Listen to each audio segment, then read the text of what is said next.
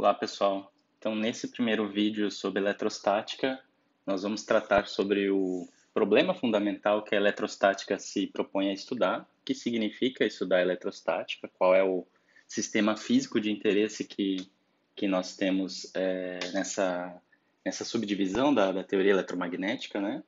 Vamos estudar também a definição de campo elétrico, a força realizada também, a gente também vai estudar a força realizada por uma quantidade de cargas e também por uma distribuição contínua de cargas, bem como a definição do campo elétrico, tá? São quantidades fundamentais que a gente precisa para entender a teoria eletromagnética. Vamos falar sobre a lei de Coulomb, que é a lei experimental, enfim, é o nosso parâmetro experimental que nos dá a relação entre duas cargas, né, que nos dá a força eletrostática entre duas cargas. A partir dela e também do princípio da superposição linear, a gente pode construir a nossa teoria da eletrostática. Tá? Além disso, eu gostaria de falar nessa primeira videoaula sobre eletrostática como representar o campo elétrico devido a uma distribuição contínua de carga, né? Seja ela uma distribuição unidimensional, né? Uma distribuição linear de cargas, né? Uma situação onde eu tenho uma densidade linear de cargas, tal como um fio por onde eu tenho cargas, né? E também para entender como se representa o campo elétrico por uma distribuição superficial e volumétrica de cargas, tá? Mas a gente começa falando sobre cargas pontiformes, né? Então, num primeiro momento, a gente vai trabalhar com cargas discretas, né? Que tem uma posição fixa no espaço. E depois a gente vai passar para o limite, onde esse número de cargas é muito grande. E aí eu tenho uma distribuição contínua de cargas, né, que são situações bastante importantes dentro do eletromagnetismo. Muito bem. Mas qual é a questão fundamental da eletrostática?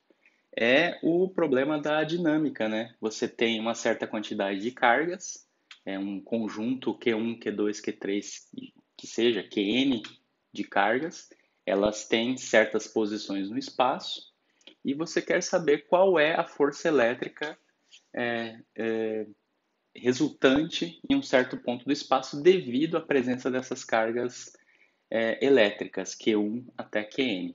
Então, basicamente, a gente tem um conjunto de cargas, Q1, Q2, Q3 até Qn, um número finito de cargas, distribuídas numa região do espaço. Tá? Então, por exemplo, eu tenho a carga Q1 nesse ponto, a carga Q2 nesse outro ponto, tá? A carga Q3 e assim por diante, até a enésima carga. Tá? Então, essa é a região do espaço onde eu tenho a minha distribuição de cargas. Tá? Como esses objetos estão dotados de carga elétrica, né, eu já estou declarando isso, estou definindo isso, então significa que elas vão, que um objeto colocado a uma certa distância desse conjunto de cargas vai sofrer ação de uma força eletrostática, uma força elétrica. Tá? Então, se eu imaginar, por exemplo, um objeto, uma certa posição aqui, né, nesse ponto onde eu estou desenhando, e eu quero saber qual é a força que esse número finito de cargas produz nesse ponto que eu desenhei aí. Posso chamar de ponto P, né, onde eu vou colocar uma carga teste Q maiúsculo. Tá? Então, essa carga teste Q maiúscula, ela simplesmente existe aí para que eu entenda qual é a intensidade, direção e sentido da força eletrostática produzida por esse conjunto de cargas elétricas. Né? Então, essa é a minha carga teste Q. Então, o problema é qual é a força resultante que atua sobre a carga à prova devido à distribuição de cargas Q1, Q2, Q3, Qn. Tá? Muito bem. Para isso, eu preciso definir algumas coisas, como, por exemplo, a distância entre cada uma das cargas e a carga de prova. Né? Então, por exemplo, eu chamo essa distância aqui. Opa, deixa eu só segurar uma linha reta aqui. Aqui. Ela não tá exatamente reta. Aqui. Essa aqui é a distância R1. essa aqui é a distância R2, tá? Então, R1, vetor R1 maiúsculo é o vetor distância, né, entre Q1 e Q de prova. R2 é o vetor que me dá a distância entre a carga Q2 e a carga de prova Q. E Q3 também vai ter o seu R3, tá? E, por fim, eu tenho a enésima distância, né? A distância da enésima carga elétrica ao ponto onde eu estou interessado em medir, né? Esse ponto onde está a carga de prova Q maiúsculo é o ponto de medida, é onde eu quero saber qual é a intensidade da força elétrica, tá? Então, se baseado no princípio da superposição linear, né, eu vou ter a força resultante atuando sobre a carga de prova como sendo a soma vetorial das forças de cada uma dessas cargas, tá?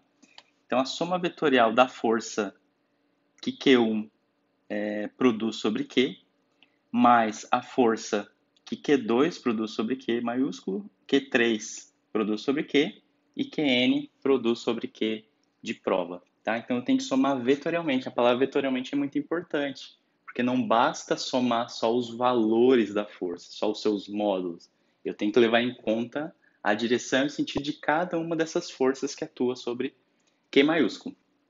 Então, a gente pode escrever assim, que F1 é a força que a carga Q1 produz, né, exerce, melhor dizendo, exerce sobre a carga de prova.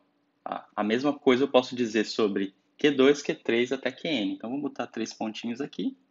Então, a enésima força sobre Q de prova será a força que Qn, a enésima carga, exerce sobre a carga de prova. Se eu quiser saber a força resultante, eu somo todas essas forças vetorialmente e eu tenho a força resultante. Então, a força resultante, vamos escrever aqui, vai ser F1 mais F2 mais F3 mais Fn. Tá? Eu posso escrever em termos de uma somatória. Isso aqui é a soma vetorial das forças desde n igual a T1. Vamos colocar um outro índice aqui. Por exemplo, I, desde I igual a 1 até N de Fi. Tá? Então, simplesmente eu escrevi a soma vetorial das forças exercidas por esse conjunto de cargas. Tá? Apenas isso. Muito bem. Se eu estou olhando para o problema completo, quer dizer, se essas cargas Q1, Q2, Q3 não têm posição fixa, não têm posição fixa, né? Elas estão viajando no espaço, ou seja, eventualmente eu vou ter acelerações dessas cargas, o problema é bastante complicado, né? Resolver o problema dinâmico para cada uma dessas cargas seria bastante complicado, né? Porque se a gente pensar bem, e lembrar da segunda lei de Newton, eu vou ter uma equação diferencial de segunda ordem para cada uma dessas cargas, sendo que eu tenho n dessas cargas e cada uma delas vai ter um movimento próprio. Não necessariamente elas vão ter o mesmo movimento ou um movimento em grupo. Né? Então, o problema geral de resolver e de descobrir qual é a força resultante sobre a carga de prova é matematicamente bastante complicado. Tá? O problema geral. Mas a gente pode simplificar bastante essa discussão se a gente considerar que as cargas fonte, essas cargas Q1, Q2 e Q3, são estacionárias. Tá? Então, elas têm posições fixas, tá? Posições onde eu não percebo nenhuma dinâmica. Tá? Então, nesse caso, eu tenho eletrostática. Então, basicamente, o problema da eletrostática é descobrir qual é a força resultante devido a esse conjunto de cargas com posições fixas. Tá? Então, R1, R2 e R3 e Rn, eu não tenho uma dinâmica associada a essas posições. Tá? Essas posições são estáticas. Então, é aí que eu tenho essa simplificação e eu consigo resolver problemas a partir dessa colocação, né? Dessa hipótese de trabalho. Então, o caso mais simples que a gente tem dentro da teoria eletromagnética é esse. cargas elétricas estáticas. Eu quero descobrir qual é a força que esse número de cargas elétricas estáticas exerce sobre uma certa carga de prova, qual é o seu campo elétrico, qual é o potencial elétrico, enfim, fazer essas várias perguntas que têm sentido dentro da teoria eletromagnética e que são importantes. Tá? Então, esse basicamente é o problema fundamental da eletrostática. Bom, uma outra base importante dentro da eletrostática é a lei de Coulomb. Tá? A lei de Coulomb é a nossa lei natural que nos dá a interação eletrostática. Né? Como é que é a lei de Coulomb? Tá? Vamos escrever aqui, lei de Coulomb. Se escreve Coulomb, né? Lei de Coulomb. Tá?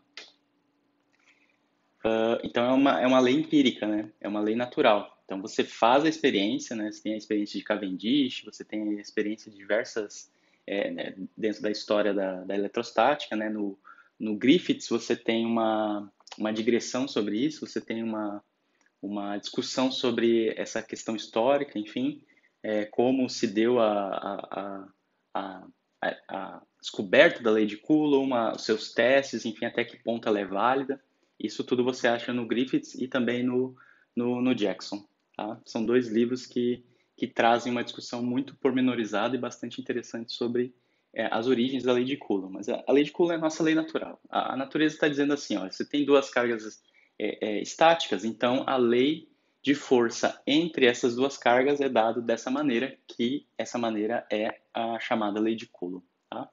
Então, a lei de Coulomb é a lei natural que governa a interação eletrostática, né? Ou seja, que dá a lei de força, que me diz como é a força entre duas cargas estáticas. Tá?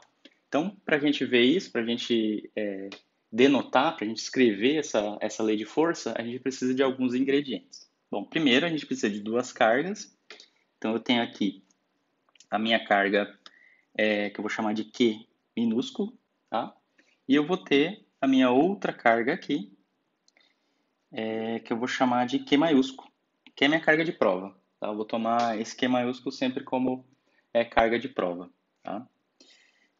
A lei de força, a lei de Coulomb, é uma equação vetorial. Então, eu preciso, num primeiro momento, determinar posições para essas minhas duas cargas. Tá?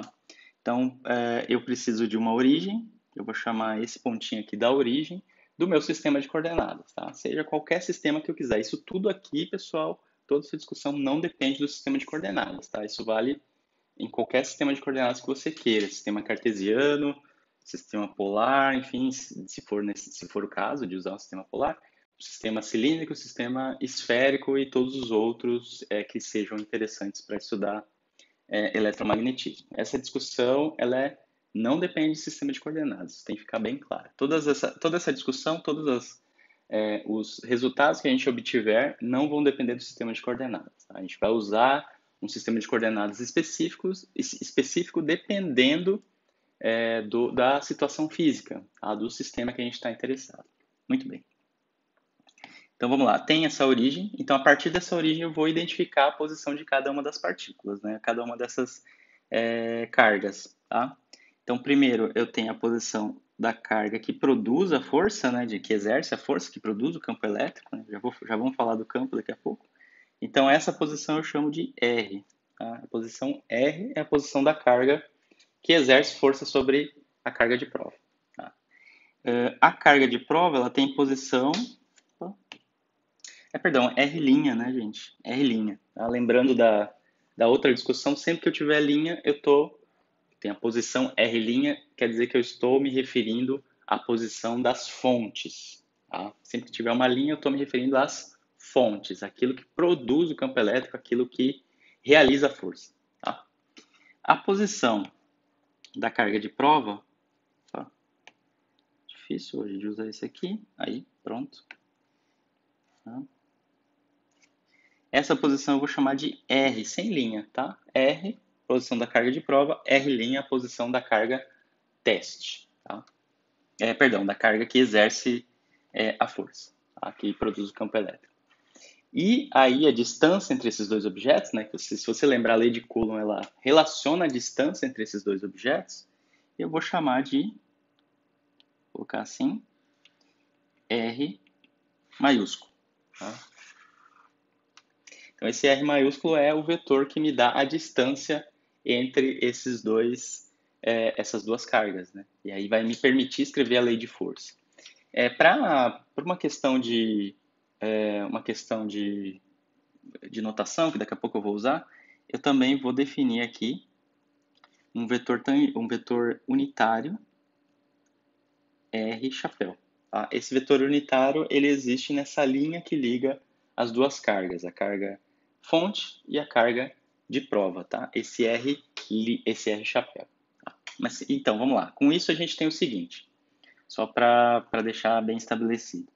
O R' é a posição em relação a O, né, em relação a essa origem, é a posição da fonte. É a nossa fonte aqui. R é a posição da carga de prova, né? Carga Q. É onde está o observador, né? Onde a gente está observando. Tá? O R maiúsculo é a diferença entre esses dois vetores, né? R menos R'. Tá? É a distância entre as cargas. Tá? E R chapéu é um vetor tangente. Opa, perdão. Vetor unitário que está na linha que une Qzinho e a carga de prova. Tá? Ele vive nessa linha que une as duas cargas. Muito bem. Com isso, a gente pode escrever a lei de Coulomb. A lei de Coulomb diz o seguinte, que a força que é exercida entre essas duas cargas, né, a força eletrostática entre as duas cargas, ela vai ser igual a uma constante, 1 sobre 4π ε0. Tá? Essa constante aqui ela é experimental, pessoal. O jeito que ela está escrita aqui, ela também vai depender do sistema de unidades. Tá? Se for um sistema gaussiano, vai mudar esse tipo de constante. Aqui eu estou usando o Sistema Internacional de Unidades, então por isso que apareceu esse 1 sobre 4π ε0. Tá? Mas isso aqui depende do gosto do freguês, se você quiser utilizar o sistema gaussiano ou o sistema, enfim, do Sistema Internacional de Unidades. Vou seguir o Sistema Internacional de Unidades, que é o sistema do nosso livro-texto, enfim, para não causar nenhuma dificuldade extra, tá? Mas só lembrando que essa constante de proporcionalidade que aparece aqui, ela é, digamos assim, arbitrária, né? Ela vai depender da sua escolha de unidades, tá? Então, tem essa constante, 1 sobre 4π vezes ε0, onde ε0 é uma constante que se chama permissividade elétrica no vácuo, tá? Aí vezes, isso tudo vezes, o produto das cargas, Qzinho vezes a carga de prova, né? Então, fonte vezes a carga de prova, dividido pela distância entre as cargas ao quadrado. Então, esse R menos R' que está aqui tomado o módulo ao quadrado, significa que eu estou pegando o módulo desse vetor R maiúsculo e elevando ao quadrado, ou seja, a distância entre essas duas cargas ao quadrado. Né? Tem que sempre lembrar. É uma notação meio carregada? Concordo que é. É a diferença entre dois vetores e aqui eu estou tomando o módulo dessa diferença entre esses dois vetores. Então, tenho a posição da minha carga de prova menos a distância, a posição da carga fonte, e aí eu tenho o vetor R maiúsculo. Tomo o módulo desse R maiúsculo e elevo ao quadrado, ou seja, eu tenho a distância entre as duas cargas ao quadrado. Tá? E isso na direção R chapéu. Tá? Então, o que está dizendo aqui? Que a força entre duas cargas, tá? A força eletrostática entre duas cargas, é proporcional. É aquela declaração da lei de Coulomb, né? A força é proporcional ao inverso do quadrado da distância entre as cargas, né? Dado por esse denominador aqui, módulo de R menos R' ao quadrado. E diretamente proporcional ao produto dessas cargas. Então, força eletrostática é diretamente proporcional ao produto das cargas, que minúsculo vezes Q maiúsculo, fonte vezes prova, e inversamente proporcional ao quadrado da distância entre essas provas, entre essas cargas, né? Tanto a carga de prova quanto a carga que produz a força, que exerce a força e produz o campo elétrico. Tá? gente sabe que existem dois tipos de carga, né? Dois sabores de carga. A gente tem a carga positiva e a carga negativa. Então, tem as cargas positivas e as cargas negativas. Então, dependendo do valor desse produto, do sinal desse produto, entre Qzinho e Qzão, né? Se eu tiver, por exemplo, Q vezes Q, né? Carga fonte vezes carga prova, e isso for maior que zero, significa que as duas cargas têm o mesmo sinal. Tanto a carga fonte quanto a carga teste, né, a carga de prova, elas têm o mesmo sinal e, portanto, a força é repulsiva. Tá? Força é repulsiva. Tá? Então, se eu tiver cargas com sinais iguais, eu tenho uma força eletrostática de repulsão. Se esse produto for menor que zero, ou seja, uma é positiva e outra é negativa, eu nem sei qual delas, eu sei que o produto é negativo, significa que a força é atrativa. Tá? Eu tenho atração entre cargas de sinais opostos. Tá? Então, essa basicamente é a descrição da lei de Coulomb. Tá? A lei natural, né? A lei experimental, enfim, o que a natureza me diz como deve ser a força eletrostática entre dois objetos carregados estáticos. Tá? Então, juntando a lei de Coulomb com o princípio da superposição linear, a gente tem a base do eletromagnetismo, da eletrostática, aí do eletromagnetismo também, mas falando especificamente em eletrostática, eu tenho essa base, né? Tanto a lei fundamental, né? A lei dada pela natureza, e o princípio da superposição linear.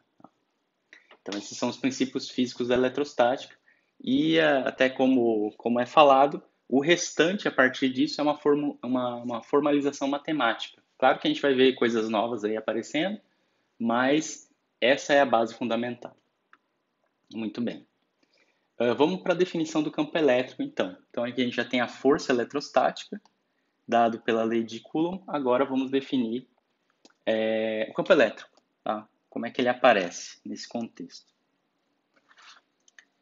Então, vamos lá. Campo elétrico. Nesse estágio, não é muito claro que o campo elétrico é uma relação fundamental. Ele mais parece simplesmente uma construção. Tá? De fato, ele é as duas coisas, né? Ele é uma construção, mas no decorrer da discussão a gente vai ver, né? Quando a gente estudar a energia, quando a gente estudar a energia do campo eletrostático, quando a gente estudar o trabalho realizado pela força eletrostática, a gente vai ver que o campo elétrico tem uma realidade física por si só. Né? Ele carrega energia, ele carrega momento, né? Ele tem uma realidade física por si só. Tanto que na teoria eletromagnética, vamos dizer assim, mais não diria mais refinada, mas enfim, mais formalizada, mais aprofundada, a gente vai ver que as quantidades fundamentais do eletromagnetismo é o campo elétrico e é o campo magnético. Esses são os observáveis fundamentais da teoria. Eu não vou mais falar em carga teste, em carga fonte, quer dizer, eu vou falar sim, mas não são os entes mais fundamentais para eu entender a teoria como um todo. Então, tenha em mente que campo elétrico agora vai parecer uma construção, é uma quantidade vetorial que eu vou escrever que eu vou escrever a partir da força elétrica, né, a partir da força eletrostática, mas que daqui a pouco a gente vai ver que ele tem uma realidade física mais profunda. Tá? Então, vamos lá, vamos definir a partir da força, né? Então, se a gente considerar novamente aquela situação que a gente tinha N cargas, quantas cargas você quiser, estáticas, a força realizada, né, a força exercida por esse conjunto de cargas em um certo ponto é a soma vetorial de cada uma das forças, né, de cada uma das cargas. Então, a força resultante vai ser igual a F1 mais F2 mais F3, né, lembrando, tudo vetorial, até a enésima carga que você quiser, quantas cargas você quiser. Pode até colocar aqui um Fn, tá? Enésima carga. Tá? Vamos escrever cada uma dessas forças e vamos ver que tipo de relação aparece. Tá? Isso aqui é igual. Tá? Vamos lá. Primeira força vai ter, a gente já sabe agora como é que é a força, né? A lei de Coulomb.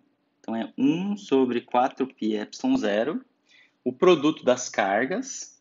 Tá? Nessa força F1, As cargas que estão envolvidas é a carga Q1 e a carga de prova Q. Tá? Então, aqui vai ser o produto de Q1 com Q de prova.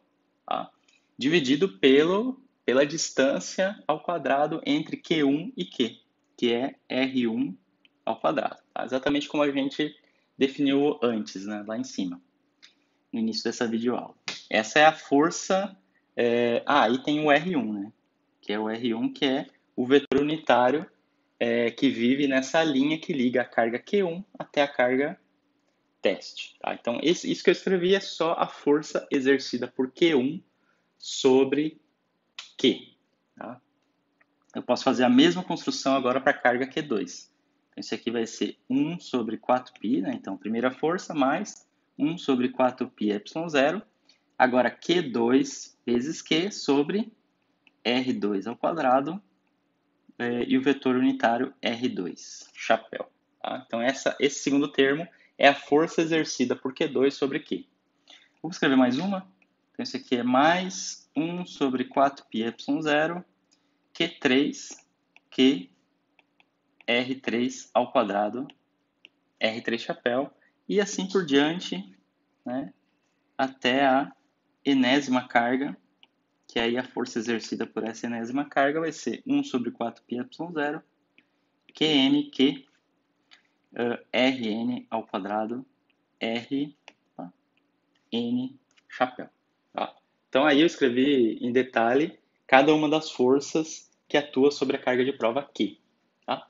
O que eu posso fazer aqui, pessoal, é colocar em evidência alguma coisa. Vejam, todos esses termos, o que todos esses termos têm em comum? Tá? Eles têm a carga de prova. Tá? Esse Qzão aqui aparece em todos os termos.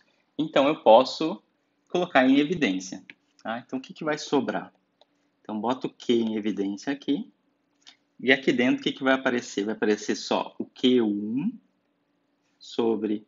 Bom, vamos colocar assim, né? 1 sobre 4π ε0. Essa constante também, você pode perguntar, pô, mas a constante também, ela aparece em todos os termos, mas eu vou precisar dela para definir o campo elétrico.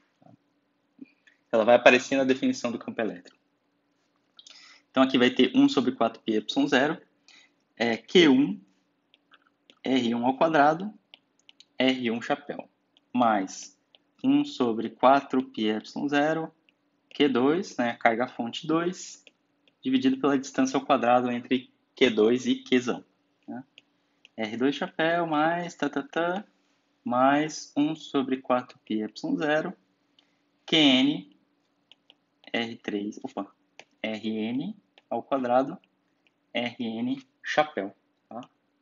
Vejam, cada um desses termos que está aqui dentro dessas chaves aqui, ele só depende da distância entre as cargas e da carga-fonte. Distância entre as cargas, carga-fonte. Distância entre as cargas e carga-fonte. Então, a partir daqui, eu defino uma quantidade chamada carga elétrica, chamada campo elétrico, tá? Que vai depender só da carga que produz o campo, que é Q1, Q2, Q3, e das distâncias entre cada uma dessas cargas-fontes e o ponto onde eu estou querendo calcular esse campo, né? Calcular essa força. Então, esse aqui, por exemplo, esse primeiro termo, isso tudo aqui eu chamo de campo elétrico 1, tá? E1. Tá? Comumente a gente usa a letra E, campo elétrico 1, tá? Devido à carga 1. Esse aqui é o campo elétrico devido à carga 2. E esse aqui é o campo elétrico devido à carga N, tá? Enésima carga. Tá? Então, o E1, vamos escrever aqui. Campo devido à carga 1 é 1 sobre 4π ε0, Q1, R1 ao quadrado, R1 chapéu. Tá? Deixa eu escrever melhor esse R1 chapéu aqui. Tá?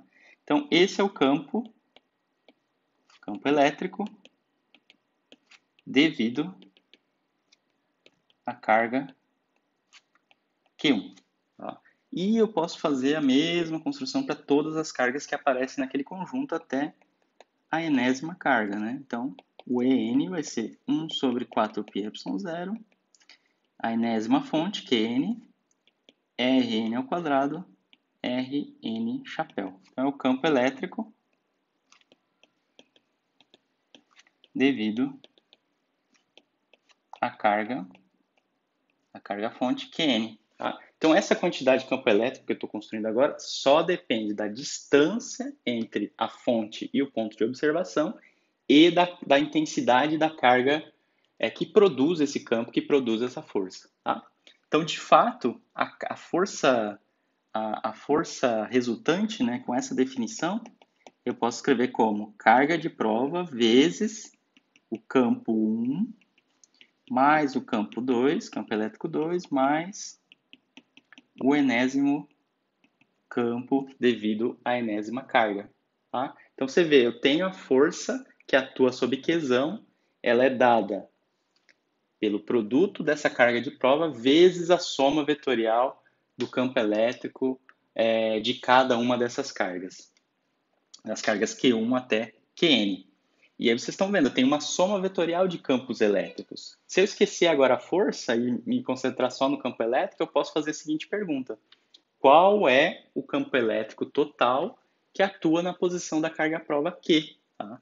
E aí é um vetor, tá? Cada um desses campos é um vetor, obviamente, então tem uma soma vetorial, vale o princípio da superposição linear, ou seja, eu tenho o campo resultante com uma soma direta entre cada um, uma soma vetorial direta sobre cada um desses campos elétricos, devido a cada uma dessas cargas, e aí eu tenho o campo elétrico total devido à distribuição de cargas. Tá? Então, esse campo elétrico total vai ser E1, só voltar aqui, vai ser E1 mais E2 mais até o campo devido à enésima carga, a carga que é fonte. Tá? Então, se eu somar isso aqui, aí pegar cada uma dessas expressões que está aqui em cima e fazer a soma vetorial, eu encontro a seguinte expressão para o campo elétrico total. Né? 1 sobre 4π ε0. Aí eu posso colocar um somatório aqui para levar em conta cada um dos termos, cada uma desses campos elétricos devido a cada uma dessas cargas. Eu vou somar desde I igual a 1 até N, que é o número de cargas, sobre QI, tá? Dividido por RI ao quadrado, RI chapéu, que dá a direção e o sentido desse campo elétrico. Tá? Então, aqui com essa notação compacta, eu levo em conta cada um desses campos que está aqui em cima. Tá? Então, por exemplo, se I for igual a 1, eu tenho Q1 sobre R1 ao quadrado vezes R1 chapéu, mais aí I igual a 2, mais Q2 sobre R2 ao quadrado, R2 chapéu e assim por diante. Então, essa expressão que está aqui, né, essa expressão que a gente obteve aqui é o campo elétrico, né, devido à distribuição de cargas.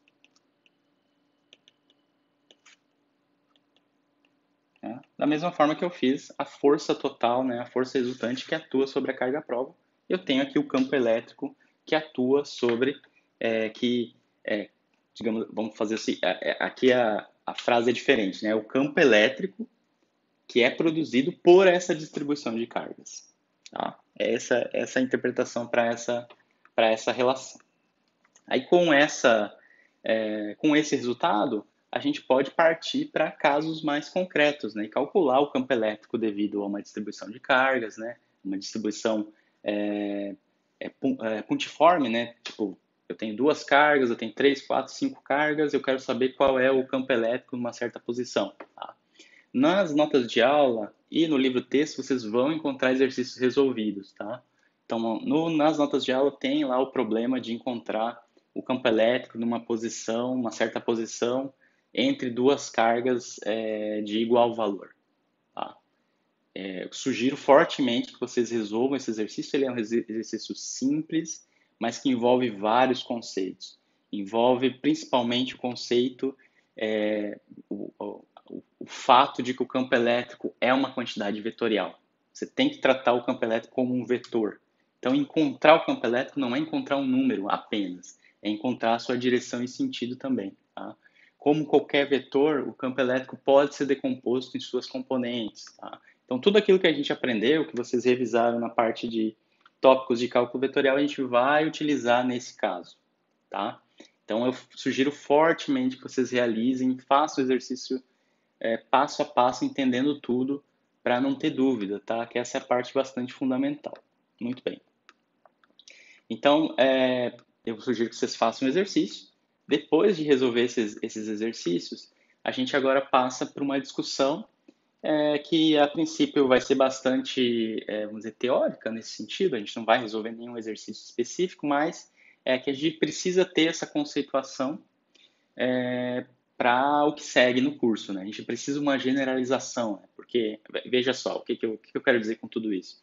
Que generalização é essa? Até agora a gente tratou do campo elétrico e da força eletrostática, devido a cargas pontiformes, né? Devido a cargas pontuais espalhadas no espaço, uma certa posição específica, né? Mas qual é agora o campo elétrico e a força elétrica devido a uma distribuição de cargas, né? O conceito de campo elétrico ele serve muito para a gente olhar distribuições contínuas de carga. Tá? Então, como eu falei lá no início, a gente pode ter uma distribuição linear, que seria uma distribuição em uma dimensão, como num fio, uma distribuição superficial, como por exemplo olhar para qual é o campo produzido por uma distribuição esférica, né? Uma superfície esférica. Eu tenho uma superfície esférica carregada e eu quero saber qual é o campo elétrico produzido por essa distribuição. Então, isso seria uma distribuição superficial de cargas, ou um plano, né? Eu tenho um plano, tá? E ali eu tenho uma distribuição de cargas e eu quero saber qual é o campo elétrico produzido por essa distribuição de cargas.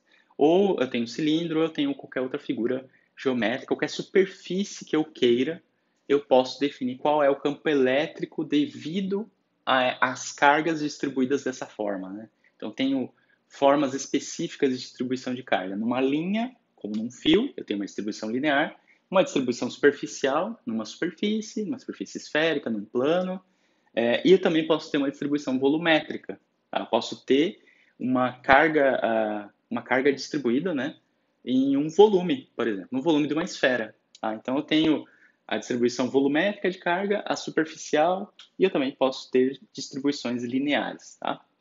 Então, vamos tratar disso. Vamos tratar de escrever alguma expressão para o campo elétrico em cada uma dessas três situações. Tá?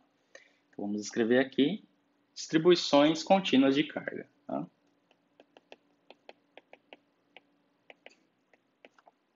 Distribuições contínuas de carga. Tá? Distribuições contínuas de cargas. Tá?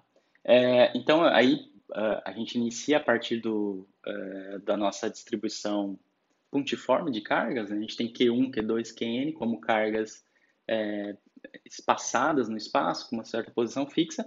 E agora a gente tem que imaginar que esse número de cargas tende ao infinito. Então, tem um infinito número de cargas, são tantas cargas, e a distância entre essas cargas é tão pequena que eu não consigo mais diferenciar uma carga da outra. Eu só consigo perceber um contínuo, né? Eu consigo perceber um mar de cargas. Eu não tenho mais uma carga, eu não tenho resolução suficiente para perceber uma carga separada da outra. Eu tenho apenas um contínuo de cargas, tá? Então, nessa situação onde eu tenho um número infinito de cargas pontiformes, cuja distância entre elas é muito pequena, tende a zero, e aí eu tenho um mar de cargas, eu tenho uma distribuição contínua de cargas. Esse tipo de distribuição ele pode ser uma distribuição linear, vou colocar assim, distribuição linear, distribuição, como eu falei, superficial, tá, numa superfície, e uma distribuição volumétrica. Tá? Para uma distribuição contínua, né, então agora eu não vou ter mais uma soma. Né? Quando eu for escrever o campo elétrico, eu não vou mais escrever a soma do campo elétrico devido a cada uma dessas cargas, né? Porque eu já não tenho mais uma carga específica, eu tenho um conjunto de cargas, eu tenho um mar de cargas, né? Eu não tenho mais um número uma distribuição discreta de cargas, essa é a palavra.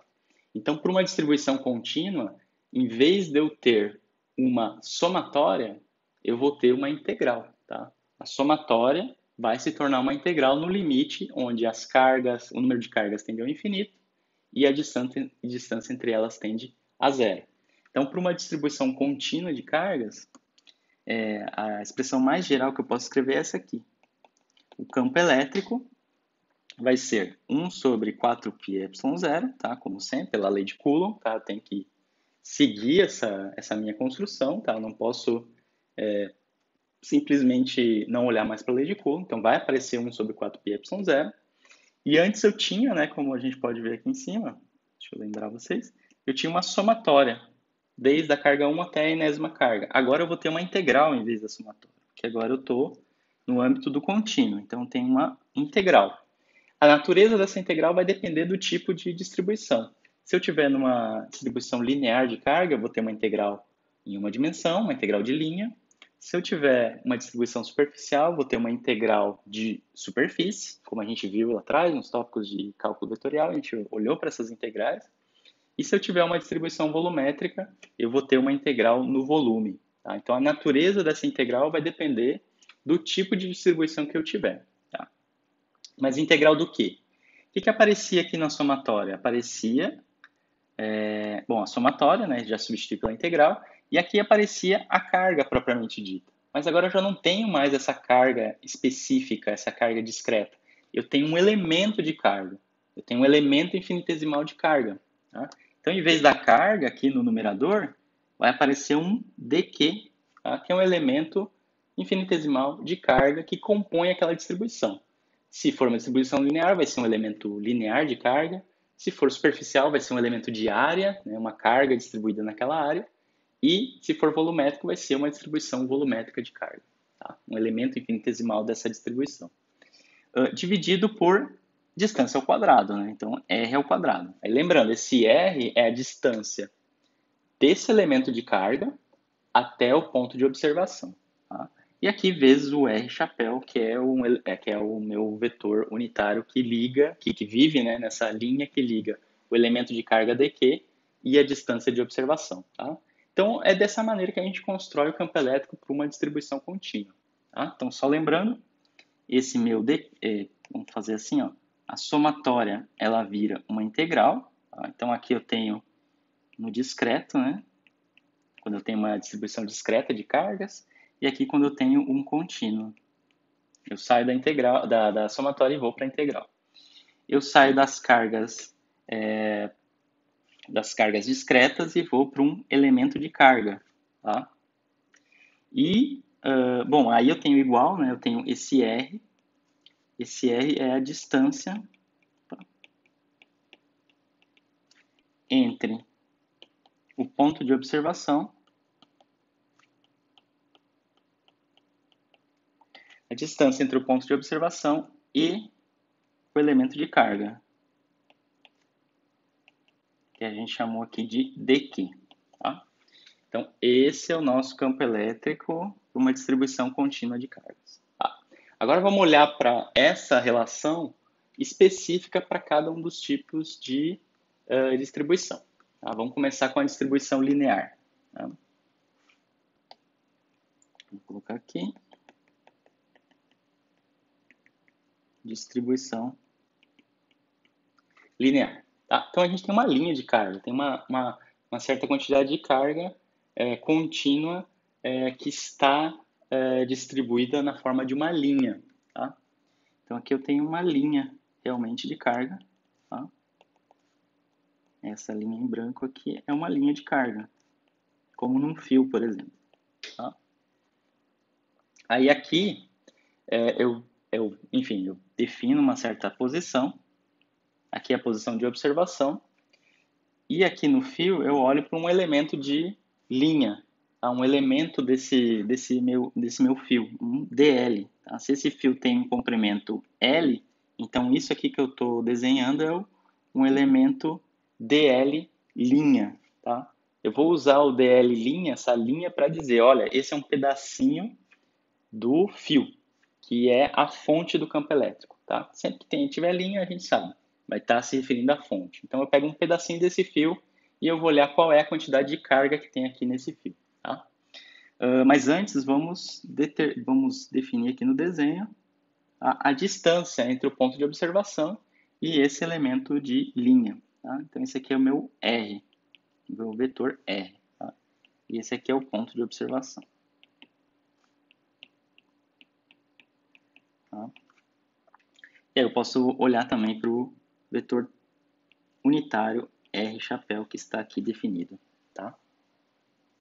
Muito bem, com isso eu tenho, então, DL, vou só fazer um resuminho aqui, o DL linha, meu elemento de linha,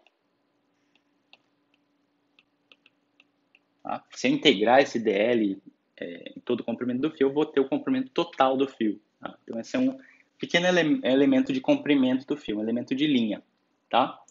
Qual é a carga, qual é o dQ que está dentro desse DL, tá?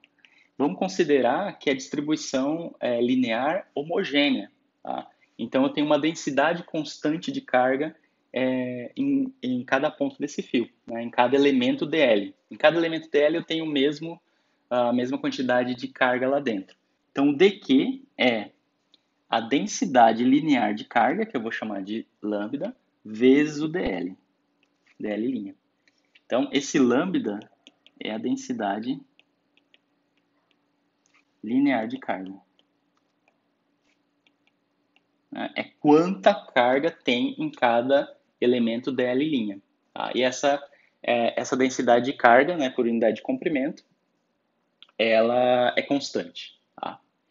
Então então agora a gente já tem qual é o nosso dQ para uma distribuição linear de carga. Então basta a gente usar essa expressão aqui em cima, substituir dQ por lambda dL, e em vez de considerar uma integral qualquer, eu vou considerar uma integral nessa linha de carga, uma integral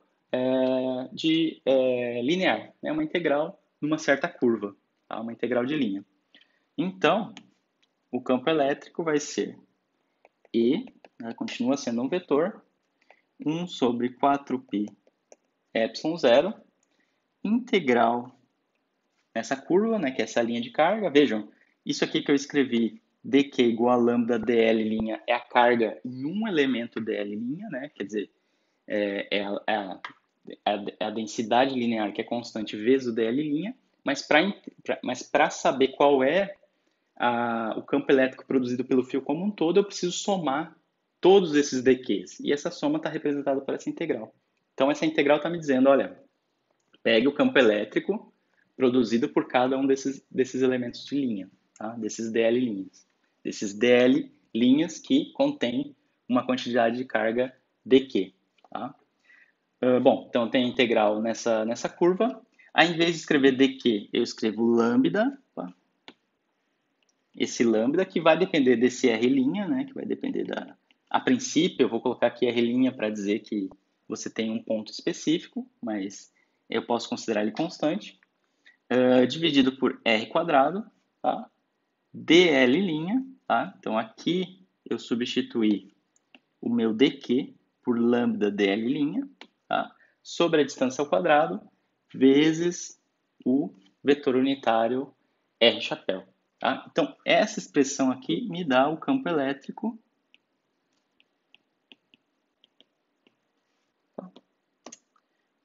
Foi aqui para cima. Aqui o campo elétrico, devido a uma distribuição linear.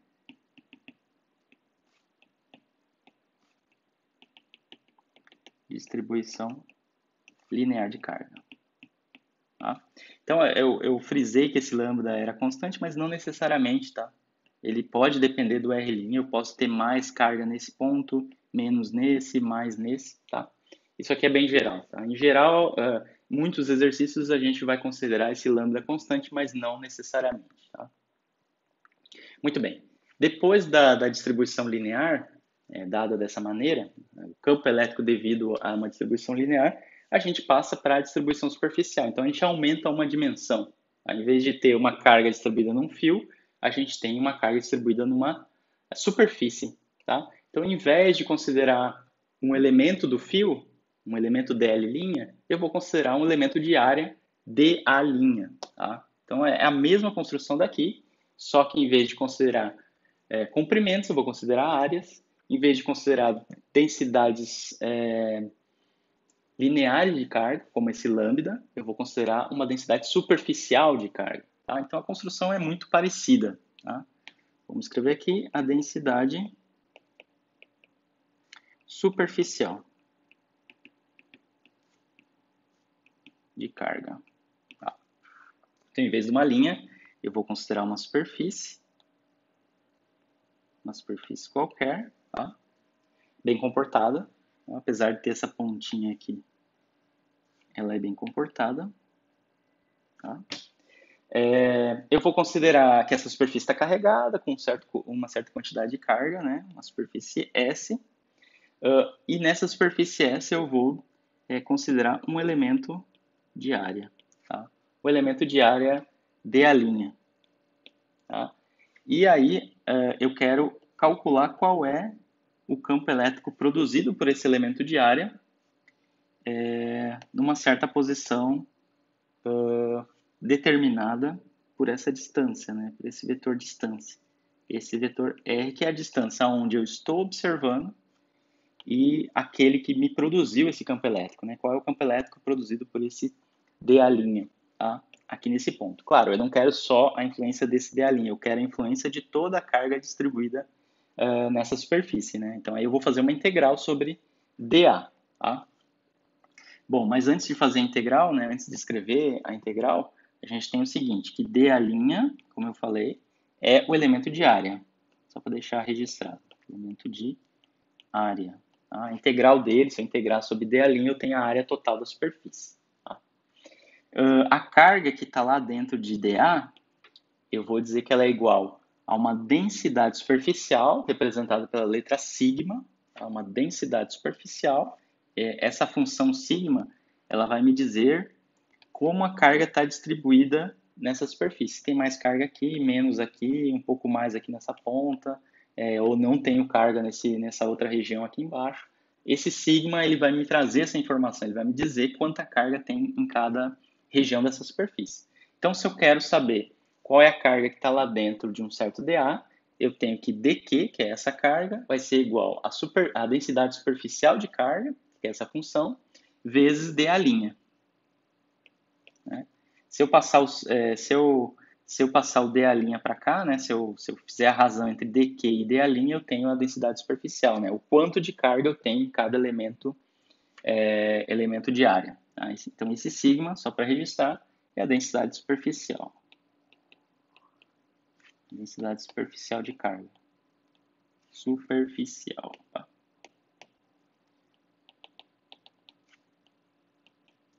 Densidade superficial de carga. Tá? Então, a gente faz a mesma construção. Lá na relação para o campo elétrico, uma distribuição contínua, eu substituo dQ por sigma vezes dA'.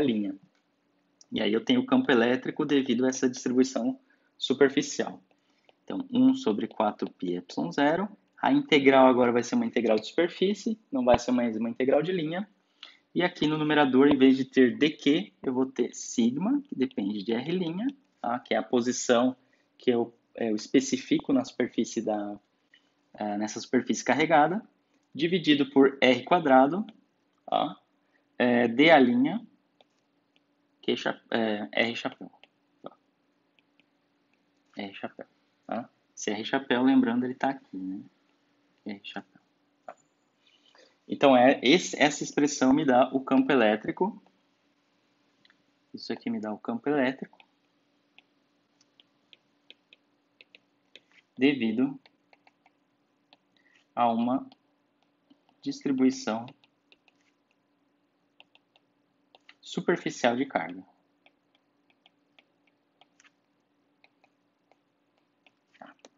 Muito bem. Aí, próximo passo, já está ficando monótono, né? Agora a gente vai para o volume e aí a situação é bem parecida, né? Em vez de uma distribuição linear ou superficial, agora eu tenho uma distribuição volumétrica de carga. Tá? Então, distribuição no volume, né? Distribuição volumétrica de carga. Tá? Então, agora eu tenho um volume volume geral, não é uma esfera, não é um cilindro. Pode ser uma esfera, pode ser um cilindro, mas é um volume qualquer. Tá? Deixa ele gerar o suficiente aqui. Então tem esse volume, tá? Que eu vou chamar de volume V. Nesse volume V, eu determino um elemento de volume e quero saber, né, esse elemento de volume tem uma certa quantidade de carga lá dentro, e eu quero saber qual é o campo elétrico produzido por esse elemento de volume em uma certa posição que eu estou observando, tá? Não necessariamente tem uma carga de teste. Tá? Então aqui eu tenho a distância entre esse elemento de volume e o ponto de observação, lembrando também que eu posso definir o meu vetor unitário R chapéu, para dar a direção do campo elétrico produzido por esse elemento de tal linha. Tá? A letra grega tal, de tal linha, determina esse elemento infinitesimal de volume que produz um certo campo elétrico na posição determinada pelo vetor R. Tá? Mas como eu quero a influência, né, eu quero o campo elétrico total produzido pelo volume V, eu tenho que integrar sobre cada um desses pedacinhos, sobre cada um desses volumes de tal linha. Tá? Então, só para deixar registrado, de tal linha é o elemento de volume. Tá? O dQ é a quantidade de carga que está lá dentro desse elemento de volume. Ele é igual à densidade volumétrica. Vamos escrever aqui a densidade volumétrica pela letra grega ρ. Tá? dQ, a densidade volumétrica, que é ρ, vezes o elemento de volume de tal linha. Tá? Então, é simplesmente definição de densidade, aqui, densidade volumétrica, né?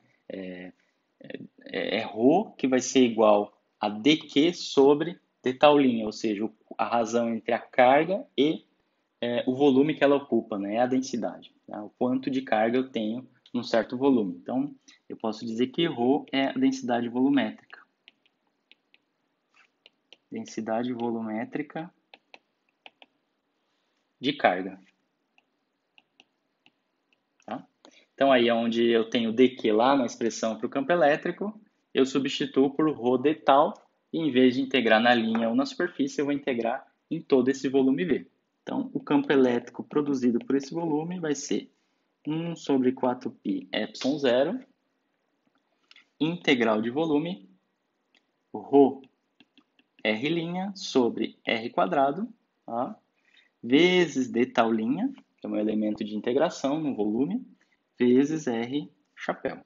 Tá? Então, esse aqui é o campo elétrico. Vou fazer assim, campo elétrico devido à distribuição volumétrica.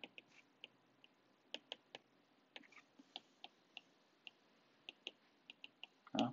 Então, vejam, o campo elétrico me permite escrever, me permite calcular qual essas expressões para o campo elétrico, né, a partir da lei de Coulomb, a partir dessas relações, né, dessas construções que a gente fez, saindo do limite discreto e indo para o limite contínuo, permite escrever uma gama de expressões bastante compactas e bastante importantes que me permite encontrar o campo elétrico devido a diversas distribuições. Em todo tipo de distribuição, a princípio, eu posso calcular o campo elétrico em qualquer ponto do espaço. Tá? A questão é, tudo bem, essas expressões são legais, são bonitas, mas em geral elas são difíceis. Tá? É difícil calcular na prática essas integrais. Para casos onde eu tenho muita simetria, por exemplo, esferas, cilindros, planos infinitos, eu tenho condições de calcular exatamente essas integrais. Tá? Mas, em geral, as integrais são complicadas, né? E muitas vezes a gente não utiliza essas integrais para calcular o campo elétrico. A gente usa uma outra descrição em termos da lei de Gauss, uma descrição local, não uma distribuição global como essas, né, que envolvem integrais, para calcular essas quantidades. Mas, enfim, essas quantidades são muito importantes porque nos dizem, olha, dado um tipo de distribuição, seja ela linear, superficial ou volumétrica, eu tenho como determinar o campo elétrico em qualquer ponto do espaço. Tá? Então, e isso tudo é consequência da lei de Coulomb. Tá? Isso tudo é consequência da lei de força que é obtida através dos experimentos em eletrostática. Tá? Então, eu vou ficar por aqui. Então, nessa videoaula, a gente viu o problema fundamental da eletrostática, quais são os sistemas físicos que a gente está interessado. A gente viu como calcular a força devido a uma distribuição discreta de cargas. A gente olhou para a lei de Coulomb e a partir disso a gente consegue entender qual é a verdadeira, vamos dizer assim, qual é a expressão da lei de força da eletrostática, né? Que é basicamente essa força resultante num certo ponto, ela é igual ao produto entre a carga-fonte e a carga de prova, né? Ela é diretamente proporcional a esse produto e inversamente proporcional à distância entre a carga-fonte e a carga-prova. A partir disso, a gente pode construir o conceito de campo elétrico, que é uma quantidade que só depende da carga-fonte, ela não depende da carga-prova, né? Então, ela só depende da intensidade da carga-fonte, se a carga-fonte é pequena, se a carga-fonte ela é muito intensa, se é muita carga-fonte que eu tenho ali, eu tenho mais campo elétrico, se eu tenho menos carga-fonte, eu tenho menos campo elétrico, né? Eu tenho uma intensidade menor. Mas sempre lembrando que o campo elétrico é uma quantidade vetorial, e eu preciso, além da sua intensidade, eu preciso saber também a sua direção e sentido. E aí a gente consegue, a partir disso, escrever o campo elétrico para uma distribuição de N cargas. Tá? Da mesma forma que a gente escreveu a força, a gente pode escrever o campo elétrico. E partindo para um sistema mais interessante, onde eu tenho um infinito número de cargas pontiformes, com uma distância entre elas tendendo a zero, eu tenho essas expressões para o campo elétrico produzido, né, o campo elétrico produzido por distribuições contínuas de carga, seja ela linear, superficial ou volumétrica. Tá? Então, com essas expressões, a gente pode resolver muitos problemas, a gente pode atacar muitas situações físicas onde a gente necessita calcular o campo elétrico. E aí, de novo, eu recomendo que você resolva o exemplo que tem nas notas de aula e também tem no livro texto, que é, por exemplo, calcular o campo elétrico devido a um segmento, uma linha de carga, tá, com um certo comprimento, uma linha de carga finita. Eu quero saber qual é o campo elétrico no ponto imediatamente superior à mediana desse segmento de reta. Tá? Então, fazer esse tipo de problema pode parecer superficial, né, no sentido quer dizer, não é superficial, é artificial, né, porque ele tem muita simetria, mas é um momento de testar o seu conhecimento, de você ir lá e resolver um problema específico para colocar em prática essas expressões, porque muitas vezes as expressões ficam muito abstratas, né, apesar da construção, a gente tentar ver especificamente cada um dos termos que aparecem na integral, por exemplo, muitas vezes é na prática que a gente consegue fixar aqueles conceitos. Então, novamente, a minha sugestão é que vocês resolvam os exercícios, peguem os exercícios resolvidos do Griffiths, peguem os exercícios resolvidos das notas de aula e tentem refazê-los e entender cada passagem, tá? E com isso eu fico por aqui, tá? Na próxima videoaula a gente parte para observar a lei de Gauss, tá? Olhar o conceito de fluxo das linhas de campo elétrico, enfim, e relacionar isso à chamada lei de Gauss, tá? Então, é isso. Até mais.